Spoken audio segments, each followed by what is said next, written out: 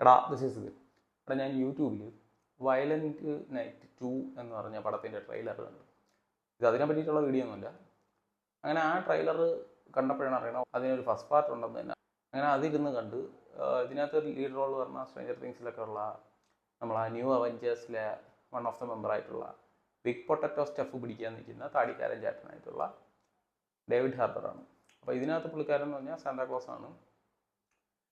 പുള്ളിക്കാരൻ yes of course ക്രിസ്മസിന് പിള്ളേർക്ക് ഗിഫ്റ്റ് കൊടുക്കാൻ അങ്ങനെ പോയിക്കൊണ്ടിരിക്കുന്ന ടൈമിൽ ഒരു വീട്ടിൽ 300 ബില്യൺ അടിക്കാൻ ഒരു ടീം വരികയും അവിടുത്തെ വീട്ടുകാരെ ബന്ദിയാക്കി വെച്ചേക്കുന്നതും അവിടുത്തെ ആൾക്കാരെയൊക്കെ രക്ഷിക്കണമൊക്കെയാണ് പരിപാടി.